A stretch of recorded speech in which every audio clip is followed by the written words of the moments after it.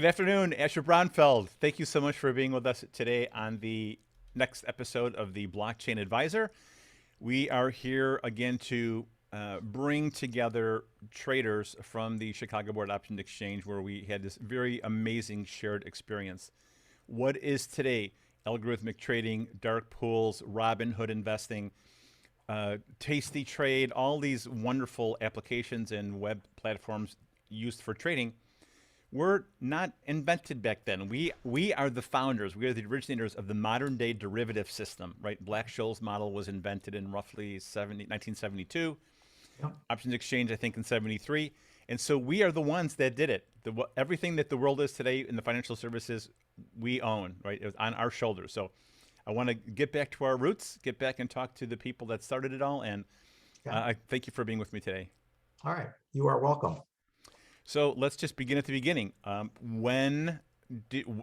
Very basic questions. When did you start? What brought you to the CBOE? What's your background? Were you hobbies, geeks, a math major, like whatever? Let's just start at the. So you have 12 hours for this recording. Is that approximately We've got what 50 minutes. You're going to have to do the best you can.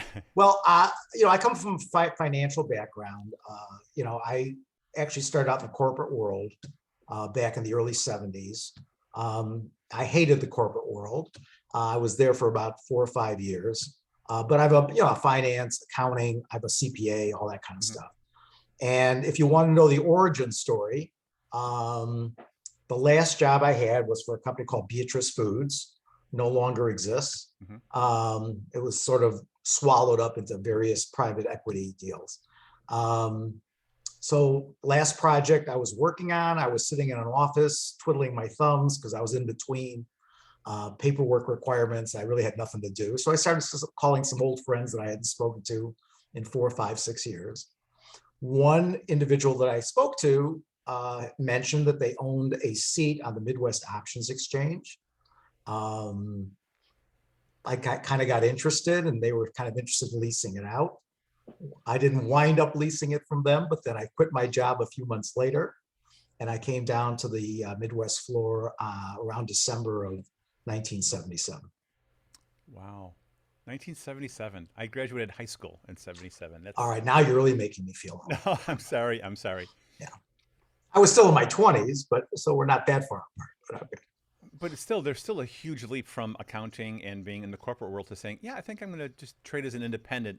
Yeah, well, weapons of mass I destruction. did have a little bit of a background in trading, not specifically options. Options was a very new concept back then. As you mentioned, 1973 was the start date for organized options trading. But I had traded pork belly futures when I was a teenager, unbeknownst to my commodity broker that I was a teenager. So I'd always had an interest in trading, but my experience was limited to stocks and futures. I'd never traded like an over-the-counter option before or anything like that.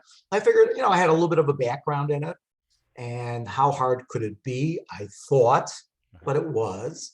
But I gave it. I was so ready to leave the corporate world at that point that it was just sort of a fortuitous random call, which led to me coming down there. So you were trading pork bellies because of the Richard Nixon 1972-74 price controls, inflation. Oh, even before that. I mean, I traded, I was either 16 or 17 years old.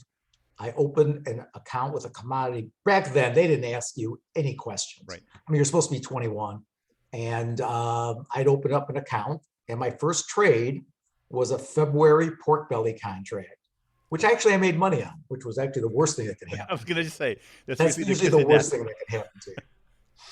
So I did have a trading experience. Okay. All right. So then you started on the Midwest Options Exchange. Yeah. The original 30 or 32 stocks, I think, that was listed. Yeah. And the key thing back then was, as small as it was the smallest of all the exchanges. At the time, there was a limitation in terms of stocks that we traded with puts and calls, because initially it started out just calls.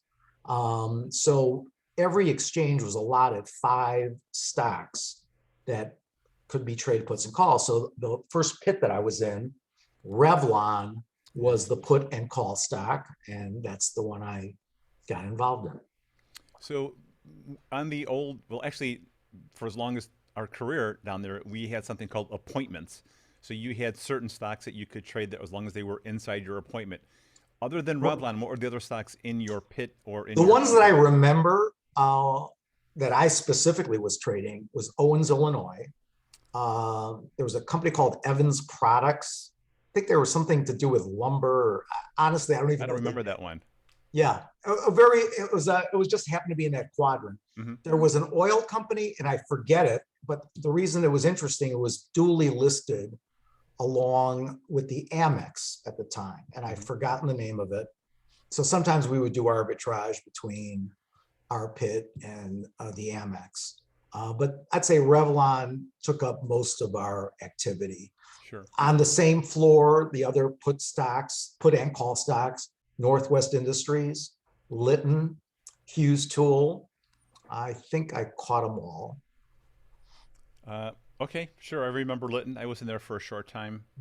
Yeah, Huge tool. We yeah, huge or there for huge. Yeah, a little depending while. on what it was called. Midwest or Sure. Mid MSU, something Southern Mid South Utilities, Mid Utilities. South Utilities. I remember that one. Yeah, yeah, that's true. Yeah. But But I those think were the put and call stocks were the ones that had the most activity. sure.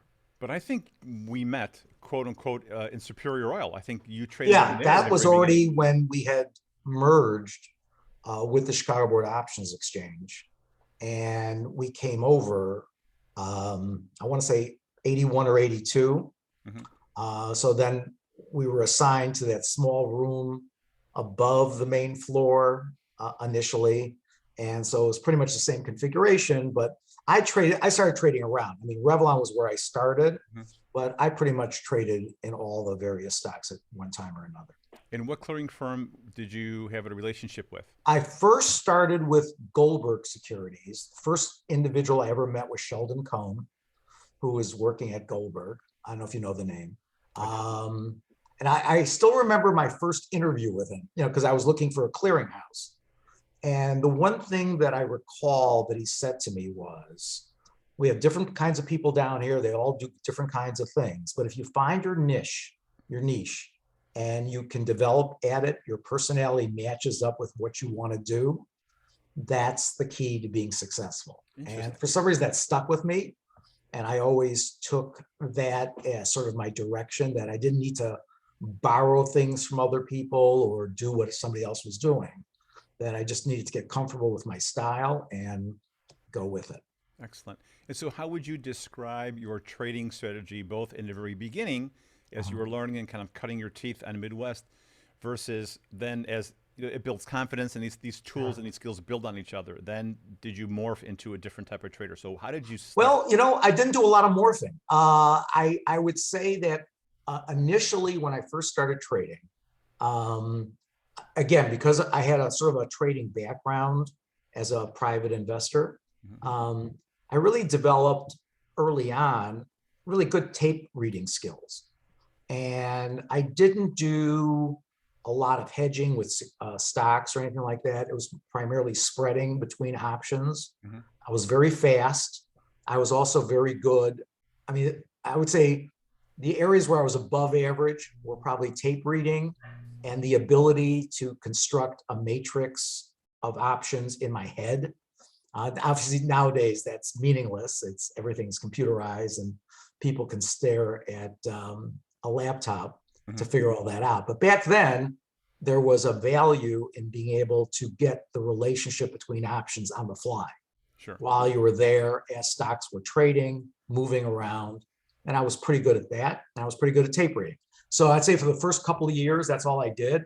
I'd say the most common kind of hedging I did do was I did do time spreads. That was one of the kinds of option positions that I would take overnight. But pretty much scalping and basic kinds of spreads. Mhm. Did you get into the reversal conversion game? The A basically little bit, but arbitrage. only, again, the idea of carrying large stock positions initially for me, whether I didn't have the capital or I didn't have the inclination, I didn't do a lot of that. It probably hurt me later in my career as I didn't adapt to it as quickly as others did. but I was doing fine, so I really wasn't looking to get super rich. I just went along and made a very good, comfortable living and Sure. continued as such. And so it's an interesting term that you used. I was able to read the tape, and Yeah. that is a unique skill. It's a unique, uh, even a phrase that I don't think today's people really Oh, understand they what wouldn't that even know means. what that So they wouldn't how even know what that means. I do So let me remember. just try to, Go ahead. if you could just visualize it. First couple of years before there was such a thing as index futures, all right, before the S&P 500 future. What we were staring at when we were looking at the screens, let's say at the Midwest Options Exchange, well, obviously we were looking at the individual stocks that we were trading, and we would see the volume coming across. You would see the individual trades coming across in those securities. Besides that, you also looked at the top market stocks. So you'd have another screen where you'd see IBM, and now I'm really dating myself, Eastman Kodak, large market moving stocks that were considered, important to the market itself. So besides, let's say, me staring at Revlon and trying to figure out what Revlon was doing, I'd be looking at IBM. I'd be looking at Eastman Kodak. I'd be looking to see if the market was turning or stabilizing or about to turn or whatever. So I was incorporating all of that in the way I kind of leaned in terms of my positions, whether I had a preference for being long or short or neutral at any point in time. So tape reading really was literally watching all that volume going by, Right. seeing where the rest of the market was going, and I was better than average at it. That's all Right. I can say. And all that value meant like a 30 million share day Oh back yeah, then, which the was, volume was much smaller, yeah, but again, these stocks had an outsized impact in terms of the market direction. So if IBM was doing something significant, it would have, back then, IBM was one of the premier stocks on the New York Stock Exchange. right. It meant something. So if IBM was cracking down, it'd be rare for the stock market to be zooming upwards. Right. The horse, I think they called it, didn't they? IBM, the horse or Big Blue, That may have been one of the the horse, expressions. something Yeah. like that. But Asher, where did you grow up? Did you grow up in the Midwest, or are you Oh, transplanted actually, from? I'm a naturalized citizen. I was born in Germany after World War II. My parents were Holocaust survivors, and Really? I was born in a displaced persons camp outside of Stuttgart. Wait, one more time. You were born I'll say where? it. I'll say it slowly this time. Please. My parents were Holocaust survivors. After the war, they were in a variety of displaced persons camps until they got a visa to come to the United States. And I was born in a displaced persons camp, DSPs they were called, in a little town called Zindelfingen, but it's right outside of Stuttgart. That is So my parents came to the United unbelievable. States in 1953. Hmm. I bought them a couple of tickets, and we came. I was 2.5. No, so we came in, and 5 years later, I became a naturalized citizen when they did. What an unbelievable story. I had no idea. This is amazing. Yeah. And so when you, okay, so you're So I grew born, up in the Midwest. We that's came what to I was going to Chicago. ask. My next Yeah, question was, so you grew yeah, up in the Chicago suburbs or in Chicago? yeah. Chicago specifically. Matter of fact, my first place that we lived was on the west side of Chicago, and we ultimately moved up north to the Hollywood Park area. Okay. Wow, that's really interesting. All right, so let's go back into the early 80s then. So Sure. you've already started trading. You're in the Yeah. trading pits. I think I started in 1982. Again, we're Yeah. building momentum, superior oil takeover, the Oh bull yeah. market, Ronald Reagan, that whole thing, like the whole complexion, the whole thing changed in 1984. The way I remember it, maybe your experiences are different, but it was like August 1984, it was the beginning of the bull market. Although I think the S&P Well, actually, the 500, bottom was earlier, but yeah, right, right. things did take off. Yes. And how did you keep track of your position? Because back then we didn't have computers. Everything was done with trading cards and I had pieces of these paper. hard trading cards where I kept things. Now, I mean, you could try to remember when that first started, where you were able to get hourly updates. Somewhere in the 80s. I don't remember exactly when, for example, a clerk could bring me an updated position, Hmm. but I was keeping it on a hard card. So I'd have this large, hard trading card, and the calls, the puts, whatever security I was trading, and I would keep track of literally every position that I had. It was messy, but I had a pretty good idea as to what my exposure was to the market at any point in time, and where I stood. But you're right, it was primitive compared to what you have now. And was there any point in time where you moved away from individual trading cards to plugging everything into a computer, or maybe you began relying on the statements that were provided by your clearing firm to get an idea of what your gamma, delta, and the Greeks? Well, yeah, you saw that in the mornings. I mean, when you came in and you looked at your positions, you did that you had. It was just keeping track of it intraday. During the day, that was a little bit more difficult. When I was always an independent trader at that point in time. Eventually, I got fairly good, and I had switched clearing firms. I started then backing other traders. So at one time, I probably had 4 or 5 traders that I was backing. Most did not make it, but 1 or 2 did well enough to make up for the ones that didn't. And then I would be keeping track of their positions. But again, very, very fundamental, very raw kinds of data. We didn't really have, I did not know at 11 o'clock what my traders were being exposed to. I knew in the morning when I saw their sheets, but I didn't see anything. I had no idea during the day. Not until I would say late 80s, after the 87 crash. I think things got a little bit more computerized, more detailed, and I was able to get updated positions anytime I asked my clerk to run one. Your sound just went off. So you mentioned the crash of 87. That was my fault. So you mentioned the crash of 87. Let's go to that time period. Were Sure. you in the OEX pit at this time, or were I you still in the wasn't. equity? It's interesting because I started that week. I did a transformation. The first day of the crash, let's define that as Monday, October 19th. I was standing in the OEX pit, and it was a crazy day, obviously. And I've been trading in OEX for a couple of years. Plus, I had another trader that I was backing that was also in the OEX pit at the same time. Could you reveal that person? I'm curious. His name was Steve Cohen. Does that name mean anything to you? That does not. I'm sure I would recognize him if I saw him, but I don't. Yeah, but he was trading in a different part of the pit.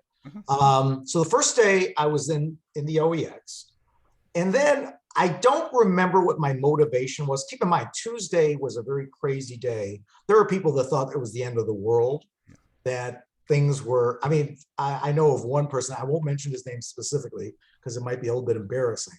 One person went down to the Continental Bank on Tuesday morning and wanted all of his money out from the Continental Bank, but he didn't want his money, he wanted it in silver. So because we were so concerned that the financial system was going to collapse in its entirety, that he didn't trust cash. He wouldn't trust the check. They didn't give him the silver, by the way. That's what he wanted. He asked for it, but and of course, Continental Bank eventually went down too. Right. Not that week, but eventually.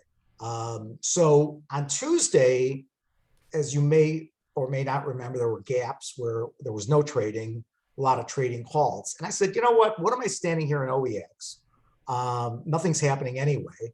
I walked over to the SPX pit, which was much smaller at that time, and just started looking around just to see what was going on. And when trading resumed, and I don't know, again, these are the random things in life that occur to you. I just stayed there. I just stayed there trading in the SPX pit, and stayed there for at least another year before I took my first mini retirement. So at the age of 38, I decided that I'd had enough of trading. But so I was in SPX from about the second or third day of the crash to the following summer, and continued, and then I did a couple of other things, and I came back to the CBOE in 1991 for another 2-year run. And that was the end of my options career. It was 1993. Oh, how about at least that? The direct trading floor option part of it. So when you went into the XPX, were you working with Steve Cohen, the guy you were backing to do? Yeah, I was still backing him. Or were you No, completely separate? no. He was trading his own account, Okay. which I had funded. Hmm. But I figured he was in OEX, he was doing his thing there, and I wanted to see what SPX was like, and I thought it was fine. I did okay there. So A little bit more of a gentleman's club in a way, I think. initially it was. When I came back in 1991, it was a little bit bigger at that point, and I had developed a partnership with a guy by the name of Al Wilkinson, I know. who was there. He had started a firm, and I was going into some sort of a somewhat a semi-partnership thing. He had other partners, but Mhm. it got complicated. But I was there for about 2 years and continued trading there. And then I said, you know what? I've had enough of this. I was concerned where the business was going. I was probably early. It seemed to me that the business was going the way it eventually did go, Mhm. which was a much more institutional framework. Uh, you didn't need to be independent minded to be a trader down there.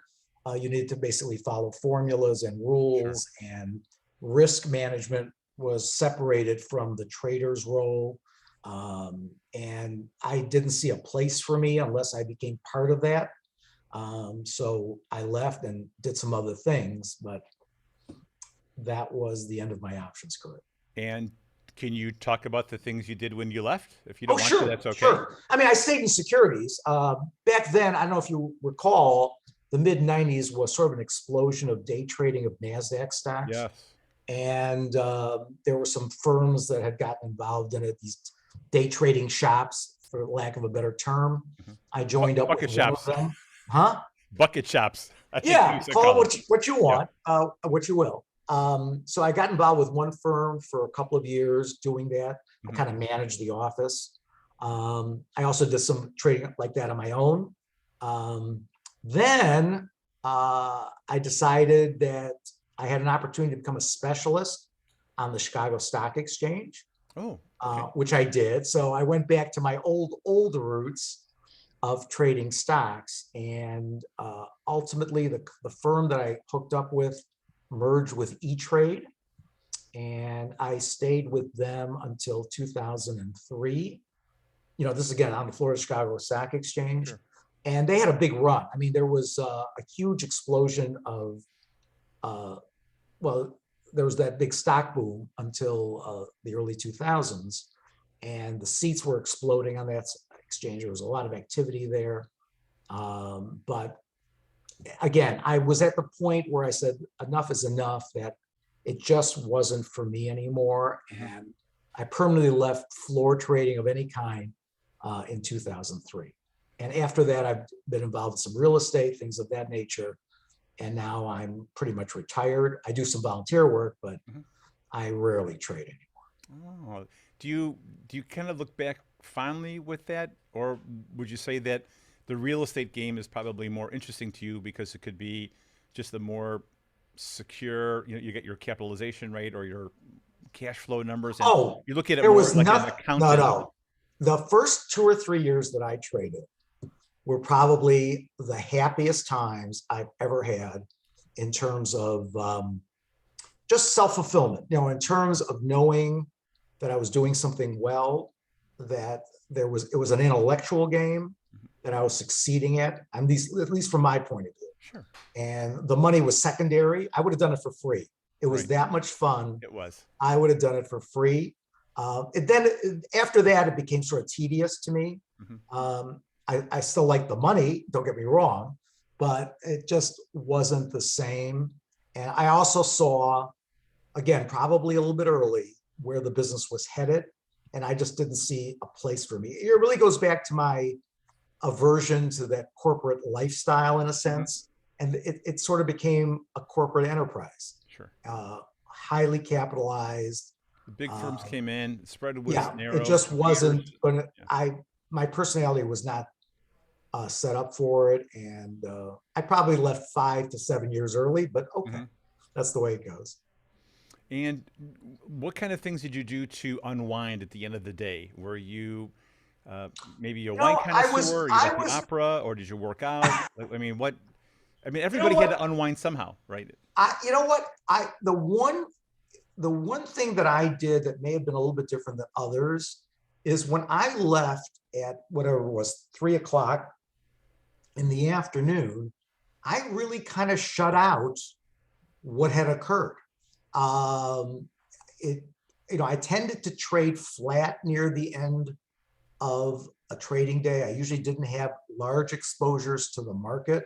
Hmm. So it wasn't like I was worried that something dramatic would be happening overnight. I knew one trader, again, I won't mention his name, that by 3:30 in the afternoon, half an hour after the close, he'd go to the washroom, and more times than not, he'd be throwing up. He Oh was my that gosh. upset and concerned about what the next day would bring. But that really wasn't me. As a matter of fact, I didn't tell my wife what happened. She couldn't tell whether I made money that day or lost money. Mhm. Very I stoic. just pretty much, I pretty much continued on. But it was the nature of my trading style. Hmm. There were a few times where I did have some exposed positions, usually by mistake, where I made some trade near the end of the day, not realizing it was the end of the day. But most of the time, I would say, if I had put a percentage on it, 99.5% of the time, I didn't have a lot of overnight risk. Hmm. And as a result, I didn't take it home with me. Sure. I mean, I think I did primarily. socialize with some people from the floor. We went out together, that kind of thing. We had drinks and stuff like that, but I wasn't at the top of the list of the socializing crowd.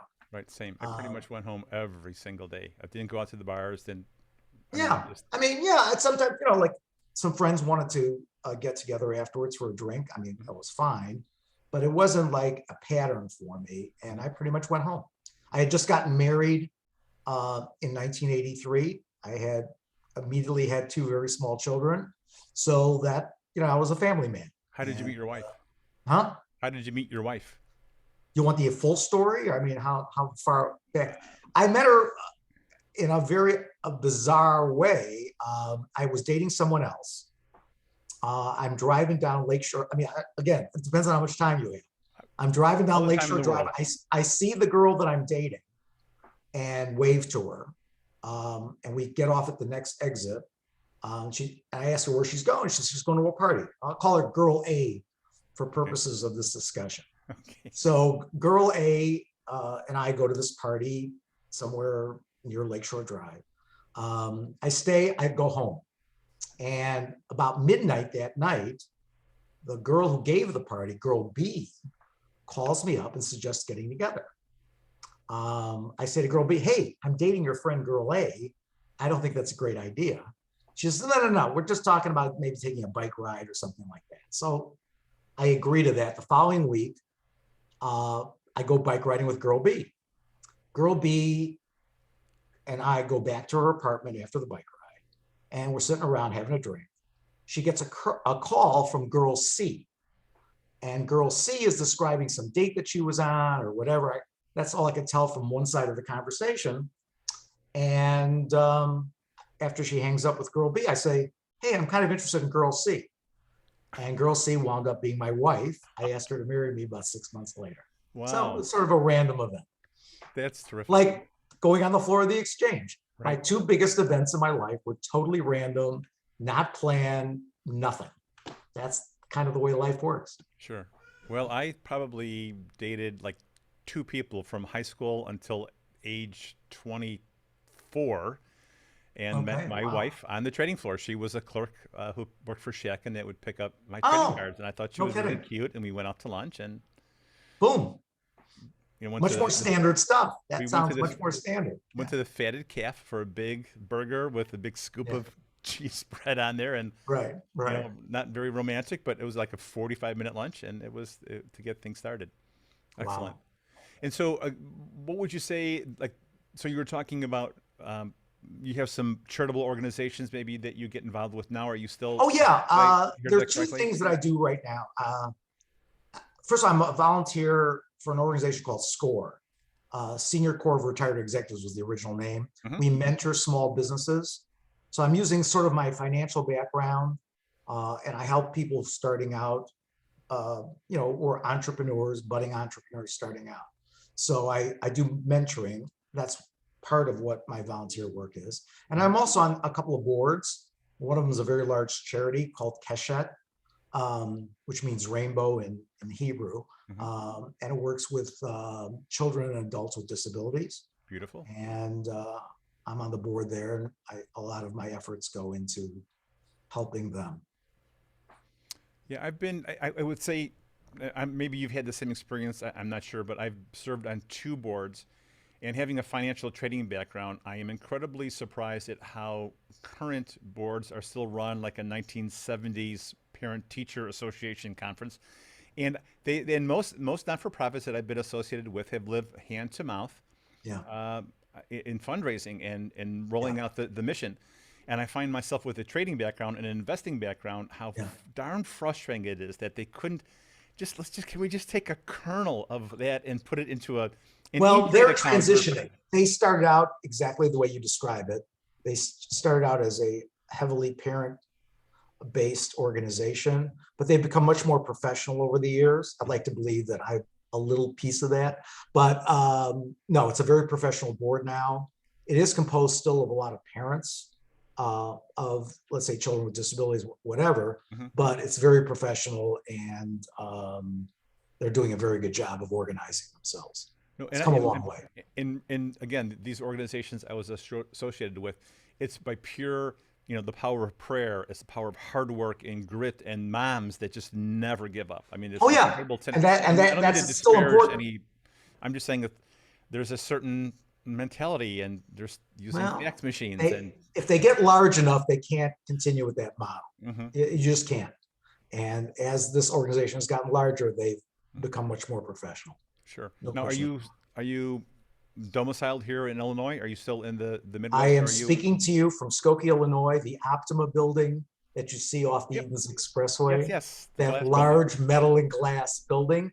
And I've been living here for like the last 11 years. I lived previously in Northbrook, pretty much from the time I got married to about 11 years ago. Well, during the COVID pandemic, I did a virtual tour of the Illinois Holocaust Museum, which is right next door. Yeah, it was a wonderful experience. It was on the amazing something Ruth Bader Ginsburg. I think that which was pretty well done. Yeah, and they're constantly updating their exhibits. And now, ever since I've noticed there's these big yellow buses coming, because Illinois mandates Holocaust education. So during pre-pandemic, and now it's starting up again, we have yellow buses stopping by every day, unloading teenagers and elementary school kids because it's part of their educational requirement. And I've always wondered, driving by the Optima building, that it looks so cold. Right? It's all glass. Like, what is it? What is that like? Well, it's glass and metal. Yeah. Depending on where you are, I face primarily west towards the Forest Preserve. Sure. It can be, but it's gorgeous in terms when you're out here and you're facing west, you think you're out in the country.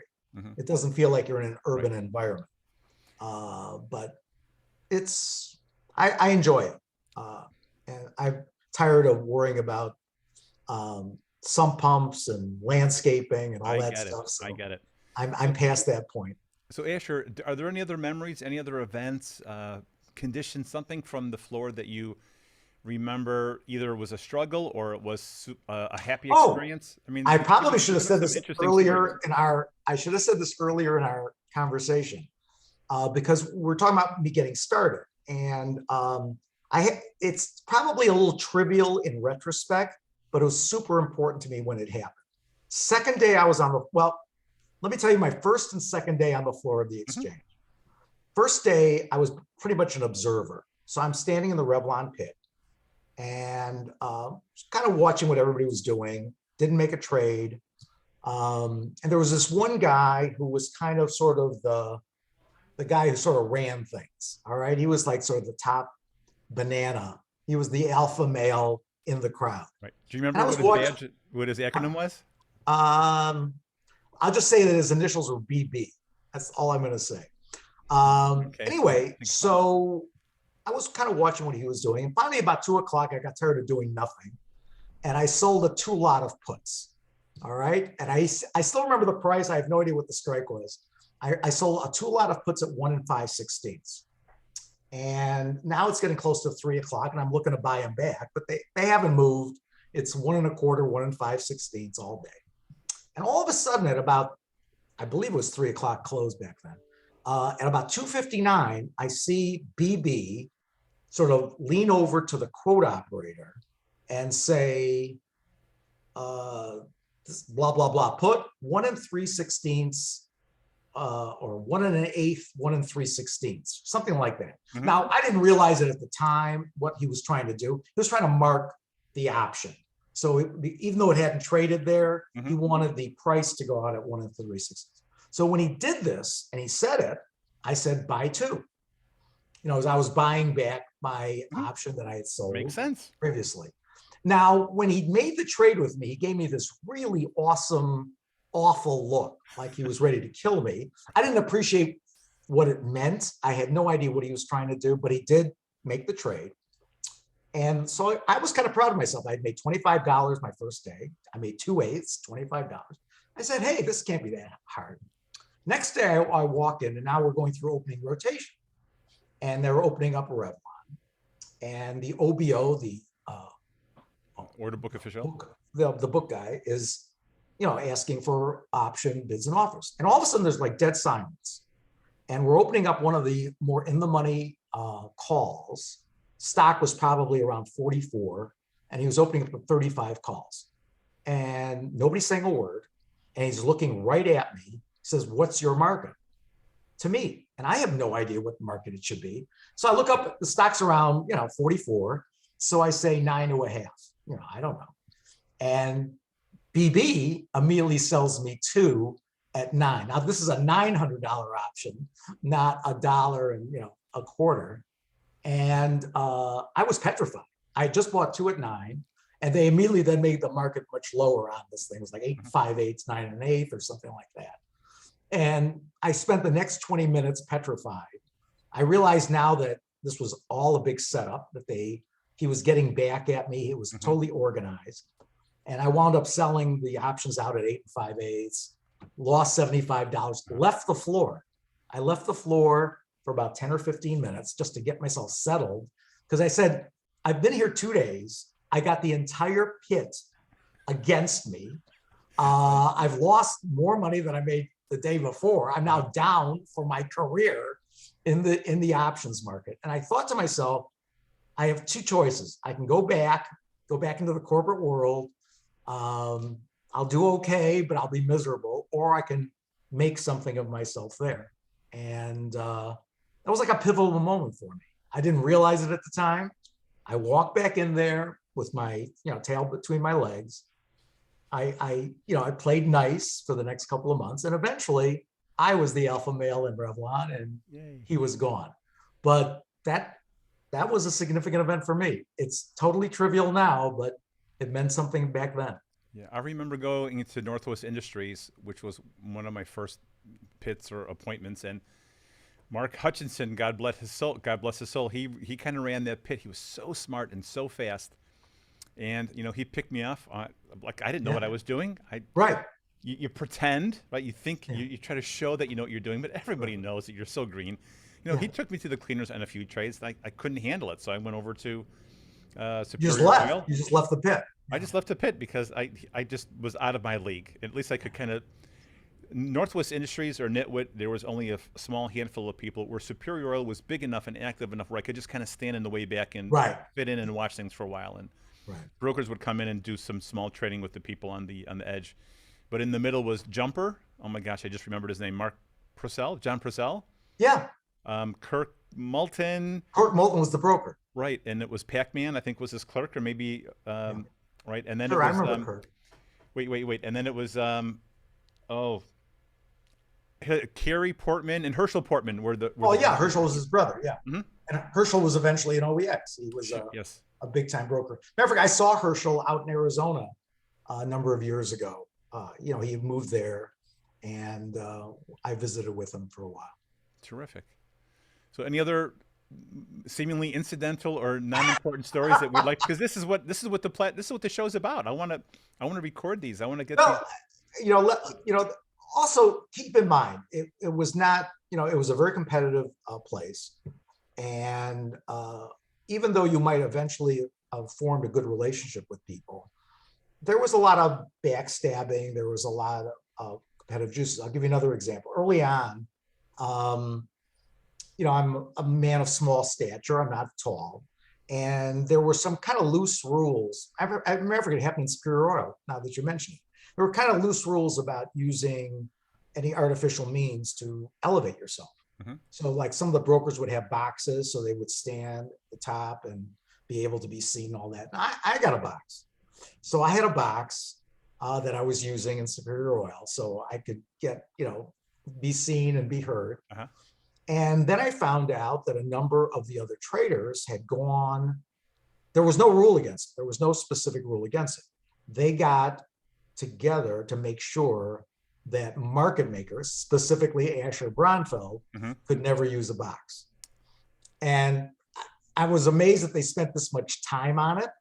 And I don't know if it is a compliment that I was doing too well using a box or not, but that's the kind of pettiness that was on the floor. Well, everybody has to, they kind of vote their game. I remember, I think it was John Stafford who was very upset that Timber Hill and Susquehanna and the larger firms had computers, yes, and using them intraday on the trading floor. And I think he tried to get a rule passed, no computers are allowed. Right. And then if you can't beat him, you join him. And he ended up to become one of the greatest computerized traders that, sure, absolutely. He was just amazing. Yeah. Great. Well, Asher, listen, thank you so much for spending time with me. Honestly, we've got 15, 20 more. We can go as long as you want if there's more stories that you'd like to share. No, I would love to hear them. So, you know what? I mean, I probably have a lot of stories. It's interesting that you mentioned some of the people that, developed the firms. Mm-hmm. One of the traders, Irv Kessler, eventually started a firm, et cetera, et cetera. Right. And I was always impressed with his discipline. We were on a trip to Las Vegas, a number of people from the floor, and Irv Kessler was there too. And, here we're sitting around at breakfast talking about, how well we're doing gambling or should I say not well doing gambling.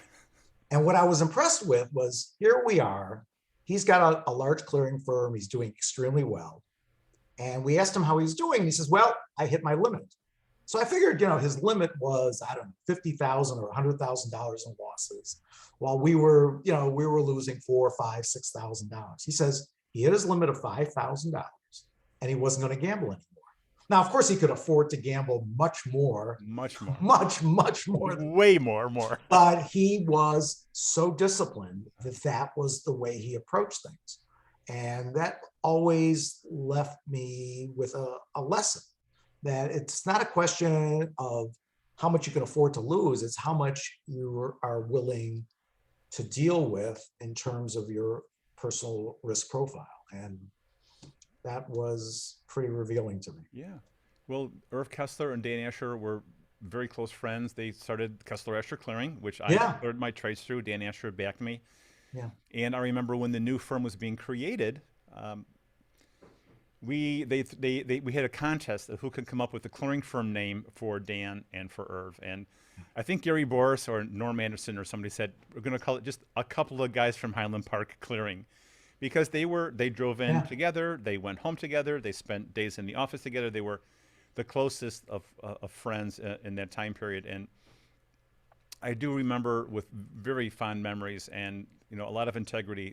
We really were, I was lucky to have never been taken advantage of by anybody in the business. I had a few out trades. I did trades with people that didn't know them, and it cost me a lot of money. And for the most part, we split trades very amicably and honorably, and we knew that we could somehow make it back. And that was just the way it was done. Because of my first name and because of Danny's last name, we once had an interesting incident, because I think I did clear with them briefly.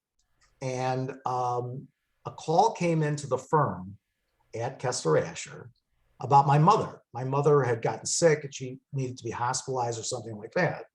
But when the call came in, they paged Danny that his mother Oh boy. was in the hospital because they were thinking it was the same person, and he just went nuts. And then he realized the mistake, but he never. I don't think he ever. He always felt that I had done something to him personally. I had done nothing. A call had come in, and they just said, had mistaken my last name and his first. I mean, my first name and his last name. Sure. So I that was had that. plenty of out trades. My acronym was YEA, and I cleared the same firm with Todd Weingart, who is YME. And Yeah. I don't know why our trades always got mixed up, but his trades were in my Oh, account, really? mine were in his, and we would go back and forth, and it was a huge headache. But nothing to the emotional frustration or fear, to hear a call from Oh, yeah. maybe a loved one was sick or. Yeah. Oh But boy, great time though. Listen, Asher, there's one yeah.